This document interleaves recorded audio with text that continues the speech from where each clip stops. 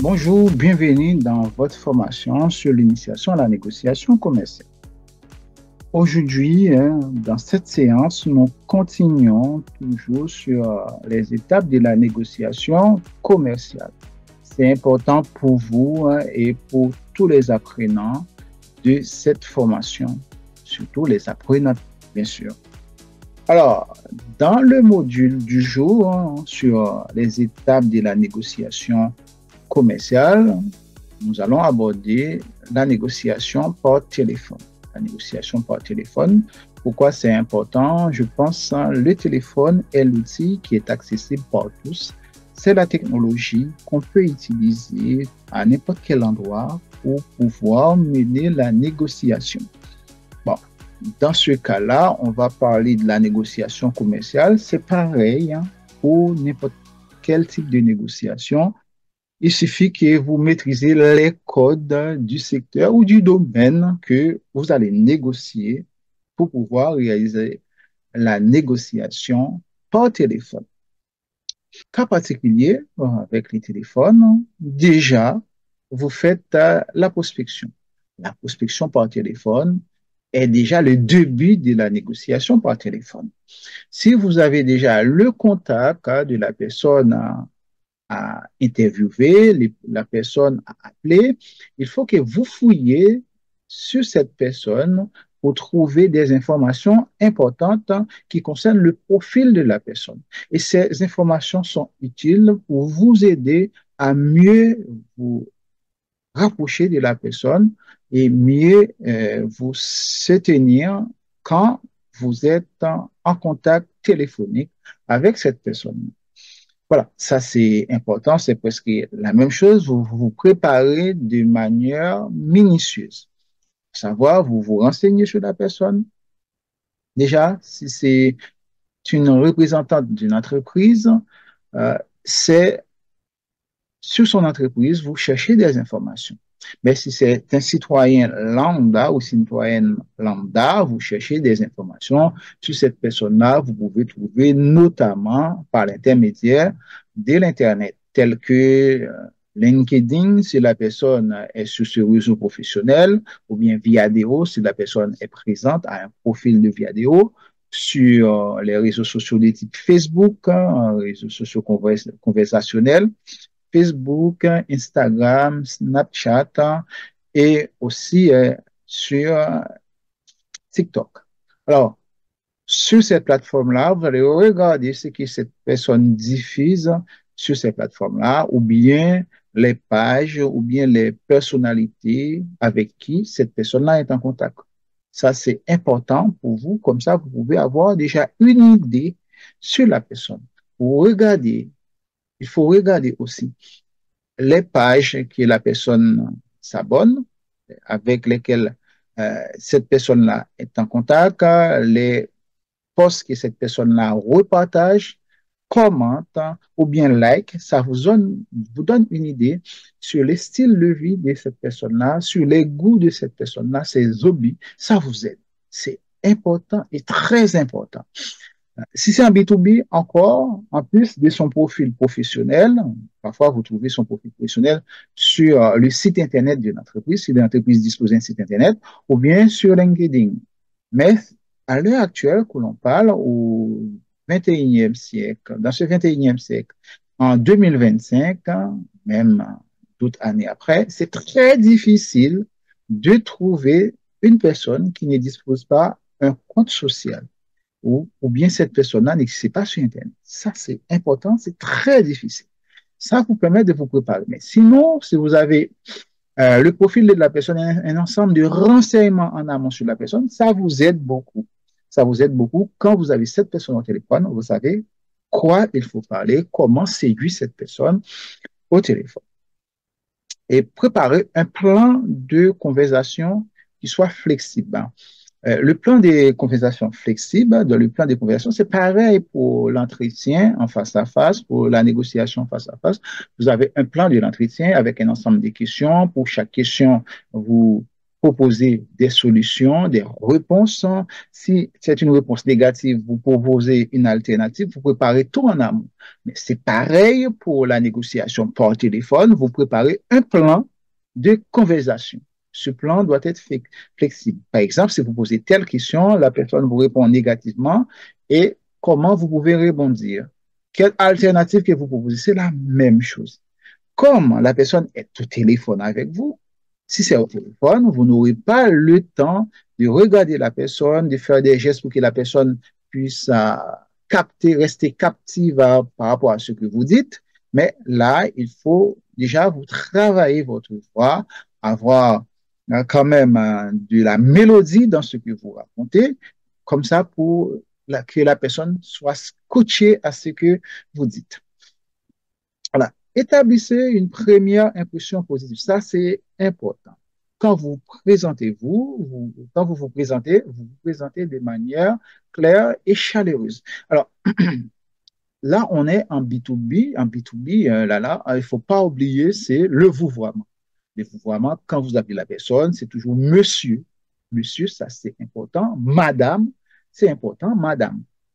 Et bon, si vous êtes en B2C, et je vois c'est ce qui se pratique de plus en plus, même B2C, dépendamment du produit, du service, si on est on veut vendre un produit premier prix, hein, de qualité accessible, premier prix, bon, c'est trop cher, vous pouvez tutoyer la personne, bien qu'on conseille beaucoup plus le vouvoiement. Mais bon, c'est ça qui se pratique maintenant, c'est le tutoiement. Bon, parce que c'est le produit de monsieur et madame tout le monde. Mais par contre, si on vend des produits de haute gamme qui coûtent de l'argent, les vouvoiements, même si vous êtes en B2C, appel téléphonique, c'est le vouvoiement. Même si vous avez des renseignements sur la personne, si vous voyez la personne est extravertie sur les réseaux sociaux, vous gardez toujours le vouvoiement. Ça, c'est important. Réseaux sociaux, c'est réseaux sociaux. La façon dont la personne se livre sur les réseaux sociaux, ce n'est pas comme ça. Elle est vraiment en privé. Il faut penser à ça. Dans le milieu professionnel, ce n'est pas ça du tout. Peut-être que ses collègues de travail ne savent pas qu'elle est comme ça sur les réseaux sociaux. Ça aussi, il faut penser à ça. Alors, on dit qu'il faut adopter un ton confiant et naturel. Il ne faut pas trembler. C'est pour cela qu'il faut faire plusieurs répétitions avant l'appel. Faites des répétitions et des répétitions. Ça, c'est important. Il ne faut jamais oublier ça, les répétitions. C'est pareil hein, pour les négociations face à face. Il faut faire plusieurs négociations en blanc. Plusieurs négociations en blanc, plusieurs répétitions, plusieurs simulations entre des collègues. Si vous n'avez pas de collègues, vous prenez d'autres personnes avec vous. Vous payez ces gens-là. Ben, parfois, vous n'avez pas d'argent. Mais si ce sont des amis, hein, vous organisez un apéro, un petit déjeuner entre amis. Comme ça, vous pouvez profiter pour les utiliser comme cobayes. Vous participez, vous vous posez des questions. Dans ce cas, c'est vous qui êtes cobaye. Vous vous posez des questions pour l'entretien, plus pour se passer avec plusieurs simulations, plusieurs répétitions. Ça vous met déjà en confiance. Mais par contre, par téléphone, c'est ça aussi. Pour avoir un ton confiant et naturel, il faut que vous faites plusieurs essais avant tout, plusieurs simulations, et ça compte. Moi, ça me rappelle quand j'étais en formation sur la pédagogie, hein, pédagogie, comment enseigner, et j'avais plus pendant 2 ans, j'avais des séances de théâtre, hein, en plus des séances de théâtre et des séances de répétition pour faire mes présentations. Chaque fois que j'ai des présentations à faire, je reste là devant un miroir, j'ai fait des présentations la veille, je dors. Parfois, je dors pas. Parfois, je dors pas. Et ça se voit quand j'arrive dans la salle le lendemain matin. Et on voit que je suis un peu épuisé, mais j'ai fait ces efforts-là, m'ont beaucoup aidé. Ces efforts-là m'ont beaucoup aidé pendant que j'ai fait la présentation. J'imagine que je suis dans un amphithéâtre, c'est rempli d'étudiants et différents niveaux et puis différentes tranches d'âge. Et c'est comme ça que je me projette. J'ai fait plusieurs répétitions et ça m'a beaucoup aidé. C'est pareil quand j'ai travaillé pour une ONG, on négociait avec des, des ONG qui font partie des agences multilatérales. Et ces agences-là, ce sont ces agences qui nous financent pour négocier avec eux, pour présenter un projet. J'ai fait des essais. plusieurs essais présentés. Et après, je demande à mes collègues qu'est-ce que j'ai bien dit, qu'est-ce que j'ai mal dit, sur quoi je devrais beaucoup plus insister. Ça, c'est important. Vous faites ce travail-là. Quand vous avez appelé la personne au téléphone, vous allez être confiante et naturelle. Alors, pourquoi je parle de ça? De faire toujours des simulations en amont, parce que c'est ça, c'est comme ça. Ce sont les répétitions qui vont être utiles pour vous. Parce que quand vous êtes au téléphone, on ne sait pas, si on n'a jamais rencontré la personne, on ne sait pas comment la personne allait réagir. C'est pareil, je me rappelle, hein, quand j'ai travaillé pour toujours une autre ONG, j'ai travaillé pour cette ONG, il y avait une rupture de produits. C'était des médicaments et des produits laitiers pour les enfants. Qu'est-ce que j'ai fait? Je sais très bien, il y a un stock et d'urgence qu'une ONG, bon, une agence multilatérale plutôt, dispose, cette agence-là coiffe les activités de mon ONG, les activités dans ce domaine pour mon ONG. Ce que j'ai fait, j'appelle la patronne. J'appelle la patronne, j'ai écrit à la patronne, elle a peut-être le mail s'était tombé dans les spams, elle n'a pas vu ce que j'ai fait, j'ai son numéro, je l'ai appelé, l'appelant pour lui souhaiter déjà les nouvelles, le bonjour et les nouvelles de mon ONG, ce qu'on fait, tout ça, pour prendre ses nouvelles aussi, et puis très sympathique, hein. Et après, je lui ai dit, bon, voilà, je vous appelle, c'est pour ça, pour ça, pour ça. On fait face à tel problème, hein. Voilà, on a une rupture de stock. Si ça se poursuit, ça va être grave pour nos enfants, nos malades, etc. Et puis, je présente mes besoins. Oh, la personne m'a répondu, qu'est-ce que vous avez comme besoin, etc., etc. On se donne rendez-vous. Voilà, vous envoyez votre chauffeur. Bref, c'était bien passé. Et puis, à cette époque, j'étais débutant, vraiment un débutant. J'étais un débutant âgé de 25 ans. 25 ans, travaillé pour une grosse ONG. Et la personne à qui j'ai discuté, cette personne-là était âgée de plus que 50 ans. Cette personne-là, c'est la chef, quoi. Mais j'ai fait ce que je devrais faire. Et j'avais peur. Quand je l'ai appelé au téléphone, hein, avant même qu'elle décoche ses téléphones, j'ai tremblé, mais je l'avais fait. À partir de cette expérience, chaque fois que j'arrive dans les comités techniques, les réunions des différents représentants d'organisations qui travaillent, des entreprises qui travaillent, je vois cette personne-là, je discute avec elle, c'est comme si on était vraiment devenus des vrais collègues. Et en même temps, ça m'a beaucoup lâché sur des sujets. Et dans les réunions, je prends la parole en présence des ministres et puis ça marche. Ça marche, des ministres, des secrétaires d'État du domaine, des représentants, des présidents d'organisations, des grandes organisations, des bailleurs de fonds. Je prends la parole. Ça m'a libéré, franchement. Cette première expérience m'a libéré. L'essentiel, c'est de commencer. Une fois que vous avez votre première négociation par téléphone qui passe très bien, les autres vont bien se passer. Bien se passer. C'est pareil. Je me rappelle que je travaillais avec des jeunes pour les insérer professionnellement. Une insertion professionnelle, je crois, un jeune qui vient d'un autre pays, arrivé en France, hein, travaille avec ce groupe de jeunes, ils étaient 25 ans dans le groupe de 25. Après, bon, certains avaient désisté, bon, étaient à 15. Pour les 15 qui restaient, il y a un jeune, bon, lui, il vient de notre pays, hein. Pour lui, il ne comprenait pas comment ça fonctionne. Pour lui, c'était pour la première fois qu'il fait appel pour demander un emploi, pour demander un stage, pas un emploi, un stage.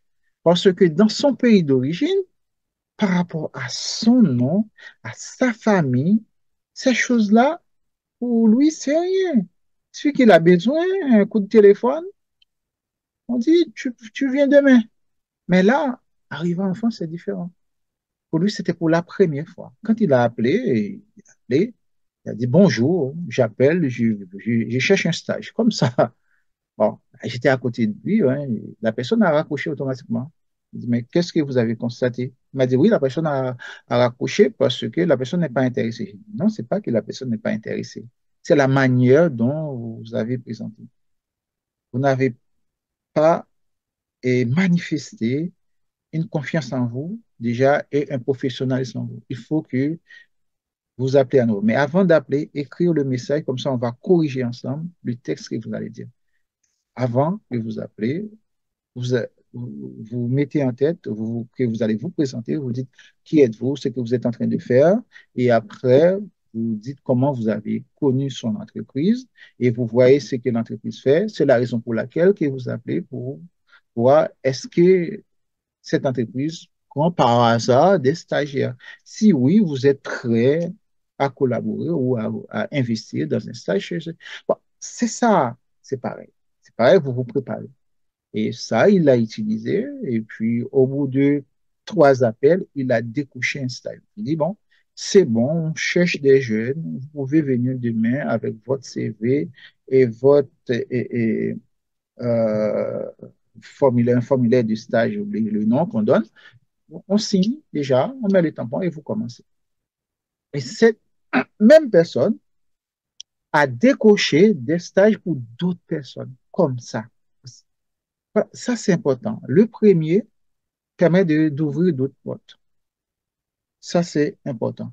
Le premier entretien, ou bien la première négociation téléphonique que vous faites, cette première va servir de base pour les autres négociations. Ça aussi. Soyez orienté client. Soyez orienté client, c'est que vous êtes là pour écouter leurs besoins, comprendre leurs besoins et proposer la solution. Et les guider aussi. Vous êtes là pour les guider. C'est ça aussi. Vous êtes là pour les guider. Vous écoutez, etc. C'est pareil, hein.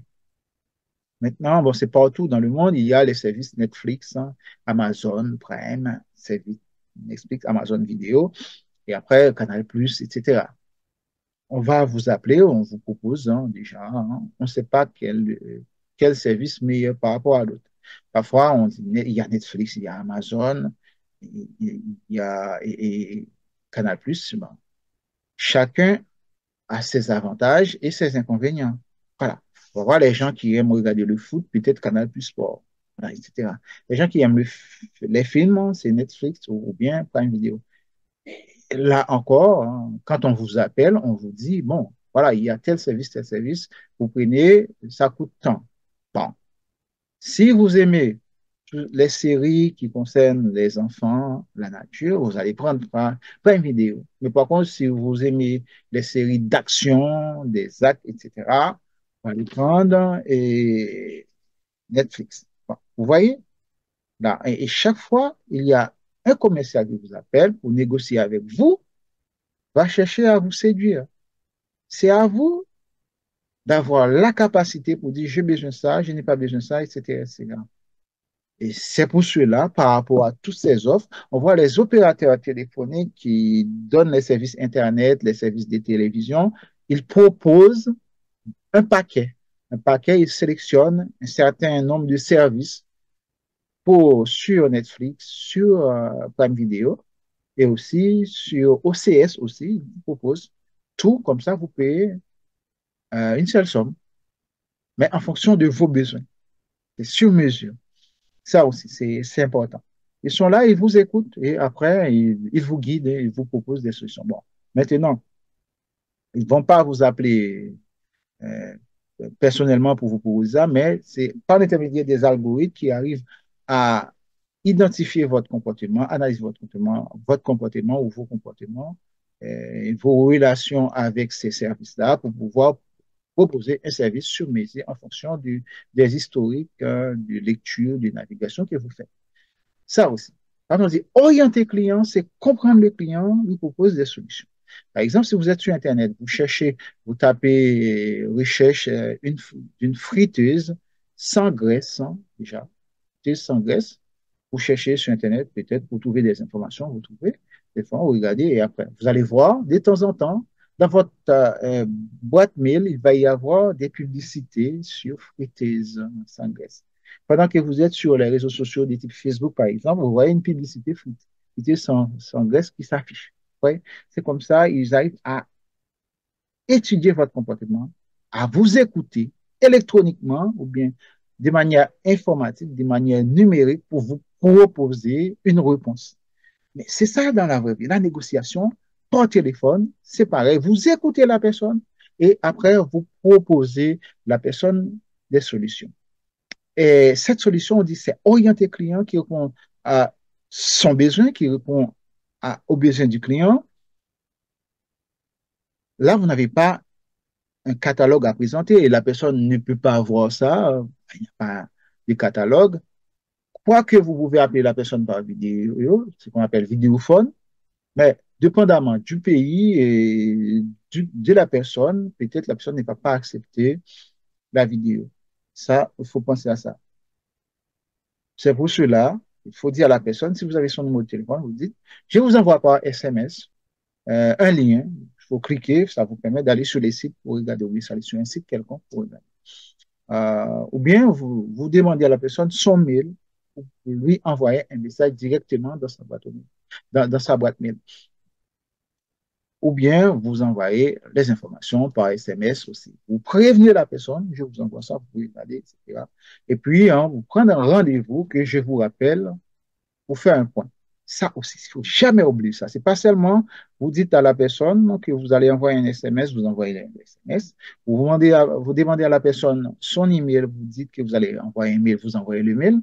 Mais avant de terminer, vous dites, mon prénom, rendez-vous dans 3 jours, dans 5 jours, dans une semaine, même dans 15 jours, dans un mois, pour faire un point.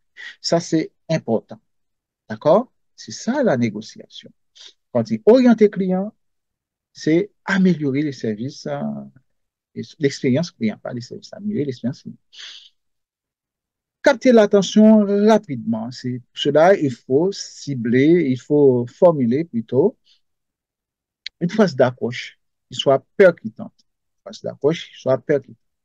Euh, voilà, dépendamment de votre offre, de votre produit ou votre service. Si votre offre, maintenant, on arrive à la période, l'été avance hein, à grands pas sur nous, les gens vont probablement partir à la plage hein, pour passer du temps à la plage. Hein. Bon, par exemple, si vous vendez euh, des crèmes solaires, ben, c'est intéressant. Hein. Avec votre approche, vous savez que vous commencez avec des statistiques dans votre approche.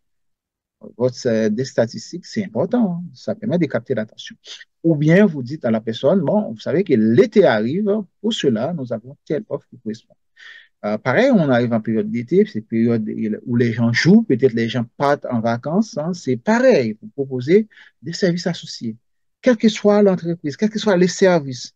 Mais si vous proposez une offre qui accompagne les vacanciers, ça aussi, ça donne de la valeur. Vous voyez, dans la coche, dès que vous commencez, ça vous permet d'être percutant. D'accord? Dès que vous commencez, c'est pas juste des phrases littéraires pour montrer que vous maîtrisez l'art de lecture et l'art de parler. Mais non, c'est pas ça qui nous intéresse. Quand on dit d'être captivant, captivante, dès le premier, dès le premier décrochage téléphonique, ça, c'est que vous proposez quelque chose. Commencez avec quelque chose, voilà, déjà. Et voilà, si vous ont parfois de manière simple, quand vous entendez la voix de la personne, si c'est une personne qui a une belle voix, même si la personne n'a pas une belle voix aussi, parfois on dit, alors vous avez une belle voix, vous savez, vous avez une belle voix. Ah, j'adore ça. Et j'entends ça souvent. Quand on entend ça, et puis bon, la personne va être un peu dubitatif quand même, dubitatif quand vous dites ça. Et ça permet de rester en contact direct avec la personne. Et autre chose aussi, respecter le temps du prospect au début. Et si vous avez un peu de temps à me consacrer, ça prendra 1 minute. Bon, ça prendra 1 minute, pas plus. Ou que, voilà, 1 minute. C'est que le prospect n'a pas le temps. Ça aussi, ça prendra 1 minute. Et en même temps, pendant que vous parlez avec la personne, vous sentez que la personne est en train de faire quelque chose ou bien était en train de discuter avec quelqu'un à côté. Là, vous dites, vous prenez votre temps, voilà, je suis disponible. Vous ne raccrochez pas. Ne cherchez pas à raccrocher. S'il vous plaît, ne cherchez pas à raccrocher. Voilà, c'est ça. Ça revient à nouveau l'histoire de patience. Ça aussi. D'accord? Et puis, si la personne, vous voyez que ça passe 30, pas 30, ça passe 5, 10 minutes, la personne continue donc, à discuter avec la personne. Ou bien si la personne est une vendeuse déjà, vend dans une boutique, ou bien dans un milieu, il y a du bruit tout, vous pouvez prendre un rendez-vous avec cette personne. Mais ça, c'est important. Et gérer les objections, ça aussi, parce que la personne a des questions aussi, vous avez anticipé ces questions, vous avez préparé des réponses aux éventuelles questions. Les questions que les gens posent des mauvaises fois. Par exemple, si vous vendez produits alimentaires, la première chose que la personne va dire, comme, bon, c'est pas la première chose, un exemple que la personne va proposer, va vous dire plutôt, que votre produit, c'est bourré de produits chimiques. Si la personne dit c'est bourré de produits chimiques, il faut que vous démontrez par A plus B, vous donnez une réponse. Vous dites non, ouais. L'origine des matières premières, quelles sont les matières premières, voilà, pour montrer c'est organique. Ça, c'est important. C'est important. Et si vous voulez, je vous envoie des échantillons à tester. Pourquoi pas? Ça, c'est important si vous avez des échantillons. Mais si vous n'avez pas, vous envoyez des liens, des vidéos que vous faites, même si c'est des vidéos en privé, vous déposez sur une plateforme privée, vous envoyez les liens avec un code d'accès que la personne peut consulter pour voir comment ça se prépare, etc. Ça, c'est important déjà. Et puis, autre chose, vous reprenez ce que la personne a dit. Ça, c'est cette technique journalistique. Hein, je parle des vrais journalistes hein, pas, qui reprennent souvent ce que vous avez dit, qui ne déforment pas. Voilà. Vous reprenez ce que la personne a dit, vous vous questionnez déjà et après vous cherchez à répondre. Et la personne trouve que vous prêtez attention à ce qu'elle a dit. Ça, c'est important. C'est important, mais c'est la tactique qui marche de manière émotionnelle. Vous agissez sur la personne. Et la personne ne voit rien, ne voit rien venir. Ça, c'est très bien. Il faut le faire. Cette technique journalistique, vous reprenez et ça marche très bien. Ça marche très bien. Vous allez voir que pour la première appel, première négociation téléphonique, tout est noté, les questions, les objections et puis les réponses. Ça se passe pour. Mais si c'est toujours pour le même produit, pour le même service, il va y avoir un deuxième, peut-être vous regardez 50%, un troisième, vous allez peut-être regarder à 20%, et puis un quatrième appel, et puis vous regardez plus parce que tout est dans votre tête, vous savez qu'est-ce qu'il faut dire, etc. Mais par contre, même si vous ne regardez pas votre liste, vous révisez avant l'appel. Parce que ça, c'est important. Il ne faut jamais improviser. Vous improvisez quand vous avez épuisé le stock que vous avez en votre possession, le stock des questions-réponses. Mais sinon, il ne faut jamais improviser. Tout doit être calé. C'est ça qui marque votre crédibilité. Parce que quand vous improvisez, parfois il y a des messages qui montent dans votre subconscient. Vous racontez parfois des choses qui ne correspondent pas à 100% à la réalité. Là, je vous encourage jamais à improviser. Il faut tout soit noté. Voilà. Et puis, créer de la valeur, ça aussi, ça c'est important. Si vous passez votre temps à écouter ce que la personne a à vous dire aussi, à prendre en considération ces objections, c'est comme ça, vous pouvez répondre. La réponse n'est autre que des valeurs que vous proposez. Vous faites des propositions de valeur. Ça, c'est important. Vous faites des propositions de valeur. Pour les propositions de valeur, c'est vous démontrer les avantages que le client ou bien la personne va bénéficier. Les avantages, ça, c'est important.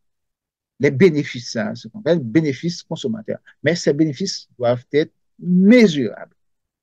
Mesurables, ça, c'est important. Ça, c'est important. Par exemple, vous dites, vous vendez des pâtes dentifrice, hein, euh, dit que pour la blancheur, c'est après 2 utilisations, le résultat est de 80%. Vous voyez, après 2 utilisations, 80%. 3 utilisations, 90%. Et 4 utilisations, c'est la blancheur totale de vos dents, la blancheur des dents. Pour ça, enlève les caries, c'est pareil, mais pas de dentifrice. Et ça a été prouvé par telle ou telle étude. Vous citez des études. Ça, c'est important dans votre argumentaire. Ça, c'est important. C'est pareil pour les négociations en face à face, en présentiel aussi.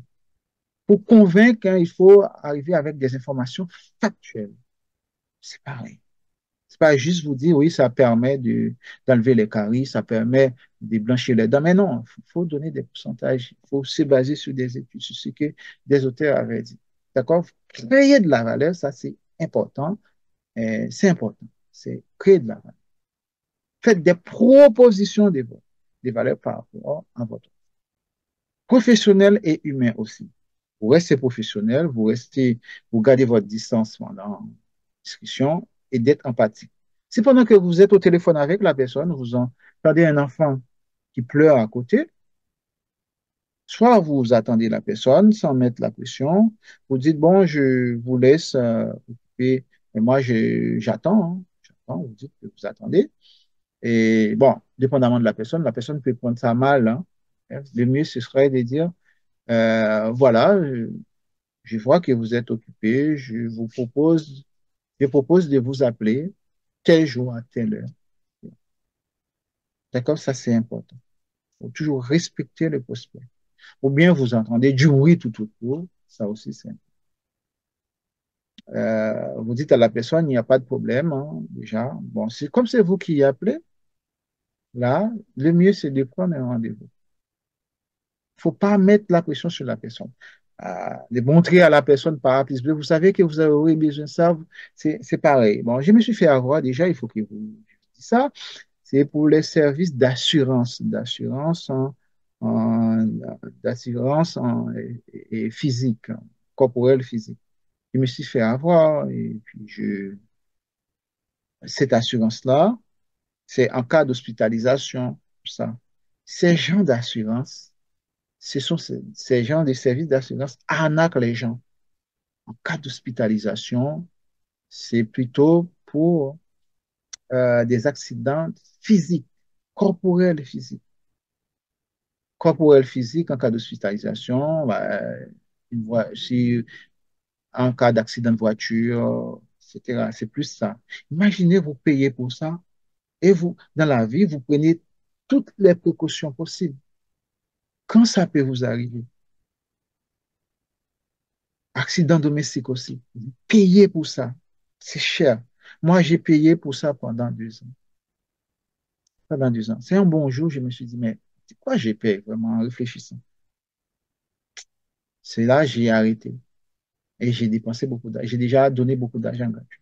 Ça aussi. Ces services-là, quand ils vous appellent, ils vous font peur.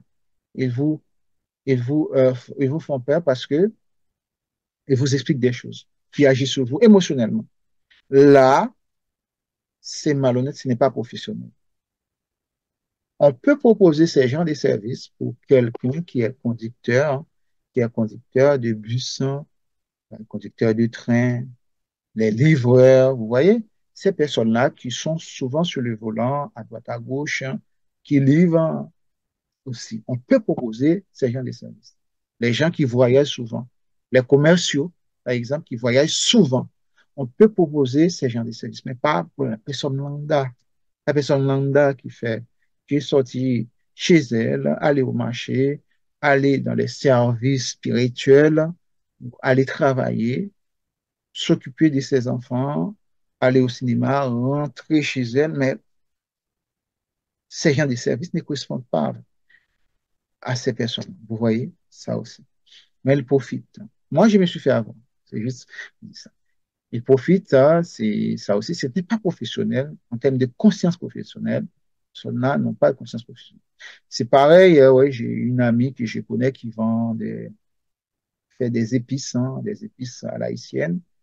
Une fois que j'ai rencontré, bon, je trouve c'est sympathique. J'ai acheté un bocal, hein, et puis la prochaine fois, 2 mois plus tard, j'ai rencontré cette même personne. La personne veut me vendre à nouveau un autre bocal. Je dis, mais quand même, ce bocal. Puis, vous savez que ces genres de produits, on les utilise. Ça, c'est pour les personnes qui consomment la viande, hein, chaque jour. Moi, je ne consomme pas de la viande chaque jour parce que je ne suis pas antispéciste, je ne suis pas antispéciste, mais Je sais que manger, consommer de la viande chaque jour, ça vous donne des problèmes de santé demain. Ça, il faut penser à ça. Aussi, il faut varier son alimentation. Voilà. Et les épices, on ne peut pas mettre des épices dans tout ce qu'on cuisine, quand même. Hein. Il y a des choses, il faut consommer sain. Exemple, je peux prendre l'exemple des vivres alimentaires, des types manioc, bananes. Hein.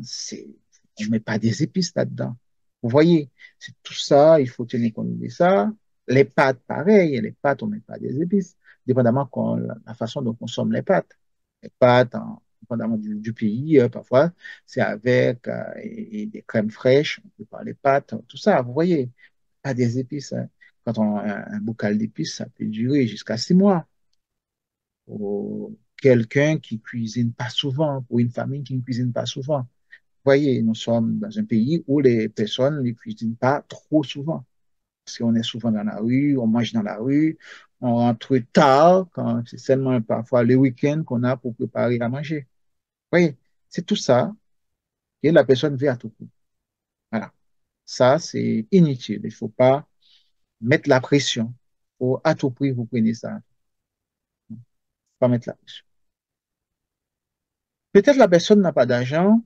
Par orgueil, la personne ne va pas dire que je n'ai pas d'argent. C'est que je n'ai pas besoin et il ne faut pas poursuivre la conversation.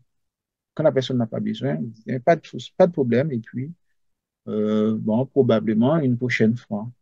D'accord? Est-ce que vous aimeriez toujours informer de quand on organise des événements? Pourquoi pas? Vous pouvez assister, c'est gratuit. Voilà. Si vous dites c'est gratuit, il faut que ça soit gratuit. Il faut que ça soit gratuit dans le sens que vous faites des séminaires, donnez des conférences qui ne durent pas beaucoup de temps, 30 minutes, 1 heure, pas plus. Comme ça, la personne participe gratuitement. C'est comme ça, vous pouvez avoir cette personne dans votre giron et cette personne-là va passer à l'action toute seule. Ça, c'est important. Après, fixer des objectifs clairs et précis, c'est comme on avait dit pour les négociations face à face, vous fixez des objectifs clairs et précis.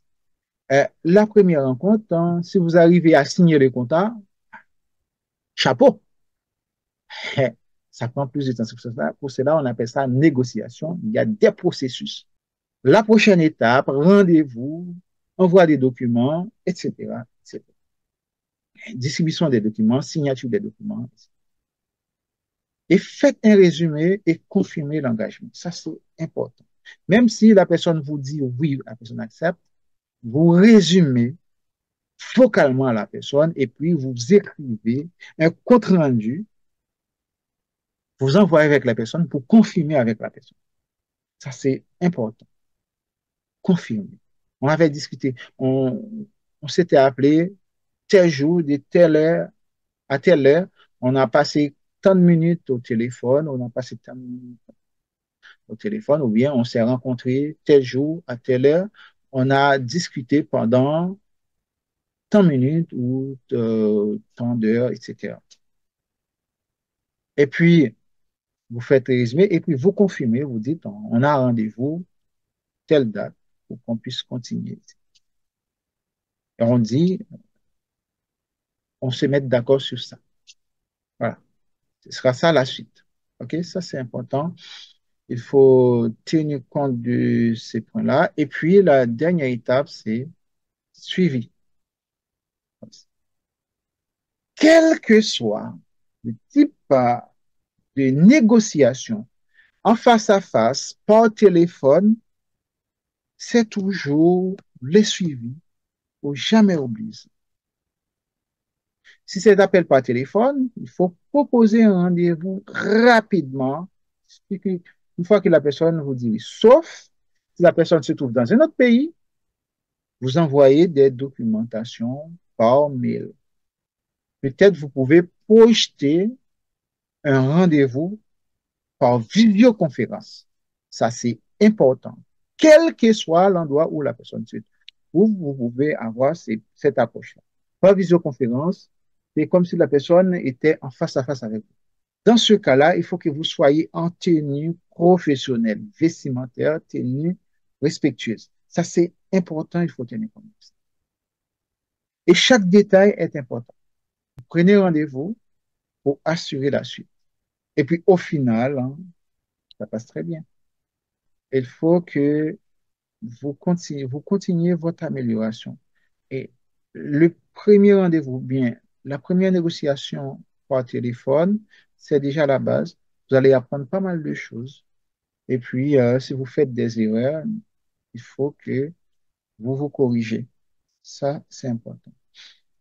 Autre chose, vous devez avoir probablement quelque chose qui enregistre la conversation. Et en même temps, vous pouvez demander à la personne si elle vous autorise à enregistrer. Vous dites c'est enregistré pour les suivis. Si vous acceptez que j'enregistre, oui. Si vous n'acceptez pas, j'enregistre pas.